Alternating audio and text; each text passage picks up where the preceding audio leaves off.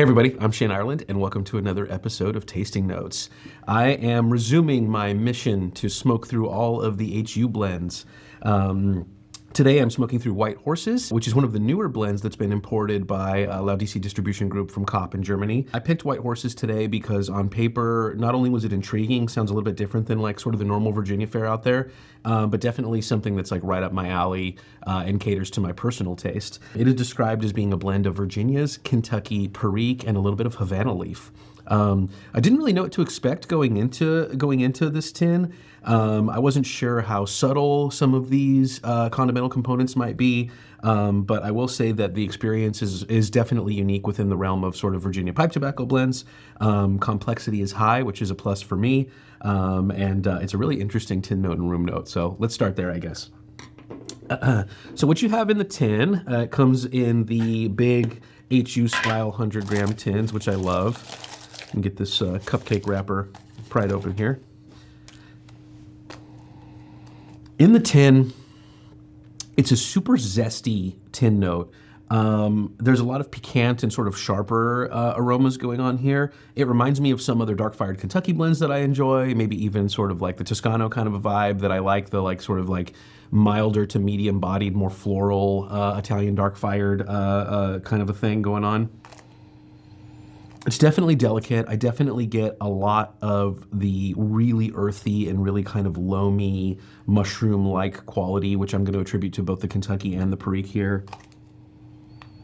And it has a zesty quality that I sort of have always associated with Dunhill/Peterson's Elizabethan mixture. There's those handful of Virginia Perique blends that are sort of like, you know, dark fruit and really kind of peppery. And then there's those ones that have like a little bit of that barnyard funk and a little bit more of a zesty note to them. And I think that's the direction that White Horses leans to my taste. Definitely complex and full, even from the tin note alone. Also, too, you have mostly medium brown to sort of chestnut pieces in here, some darker ones. It is a mix of some broken flake and some rubbed out, maybe even like a lightly ribbon cut.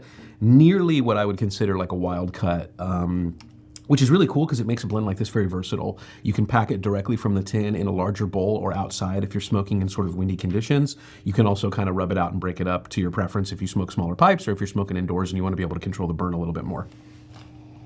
Moisture content is just a hair on the high side out of the tin for my personal taste. I did give this one just a couple minutes of dry time and a little bit of aeration before I packed it. So let's get into the actual smoke. Like I said, tiny bit of air time, little bit of aeration, packs and lights really easily, takes to the flame really well. A lot of flavor from the first light, and that sort of continues to develop throughout the smoke. For me, this is sort of medium-bodied, medium strength, but it has a lot of flavor. There's a lot of complexity. There's a lot going on here. I think that HU White Horses stands up really well to, you know, either later in the day when you've already been smoking, your palate's a little bit fatigued, pairing with something strong like a cup of black coffee or a whiskey. There's a lot going on here, and at the same time, it is also sort of modest in its flavor profile, and what I mean by that is that nothing really jumps out or sticks out or distracts you. I've said this many times over the years, but my favorite quality in a Virginia tobacco is one that feels comforting to me, one that can kind of fade into the background elegantly, still give you a little bit of intrigue and keep your attention. But if you really focus on it, and if you really slow down your puffing cadence, you can get like a ton of complexity and a variety of flavor and a really interesting development through the bowl. The interesting thing about HU White Horses for me is that even with Virginia Perique blends or blends that have a little bit of either Kentucky or dark-fired and Perique, stuff like that, I tend to think of those blends as falling into one of two sort of groups. The one that's on the subtle side, where the sweetness of the Virginias really shines through, and the one where the condimental leaves and the sort of spicy notes tend to be what you notice the most. With this tobacco, as I progress down the bowl, my palate gets the sensation and the taste and the flavor of the Virginias and the sweetness and the softness and sort of the like velvety, pillowy, you know, dense mouthfeel. But the retrohale continues to get more intense, more spicy, and more complex. A little further into the bowl, I would say that there's a bit of a shift between the interplay of the Perique and the Kentucky and the Havana leaf, the cigar leaf, where I do sort of get a drying sensation on the palate. I can still perceive the sweetness of the Virginias. But there's this really cool, like, sort of melange of earthier flavors. The air-cured leaf, the Kentucky, the Perique, the little bit of spice. It's not heavy-handed in any sense, any of those condimental components, and they do actually play really well together in this blend. So a little bit of that loamy, earthy, even mushroom-like thing going on, especially through the retrohale. Definitely some malty sweetness, a little bit of that sort of sourdough bread quality that I tend to associate with red Virginia grades. And there's just a little bit of some pepper, maybe less dark red fruit and stone fruit and a little more like raisin, actually. I may have just convinced myself that raisin bread or like a raisin bagel is like what sort of encompasses this, this flavor profile for me. I think strength and body ramp up very slightly over the course of the bowl. But this is going to fit firmly into the sort of medium, maybe medium to full category for most smokers. I think if you're a Virginia smoker that likes a little bit of extra oomph, a little bit of extra strength, a little bit of extra body, this is perfect.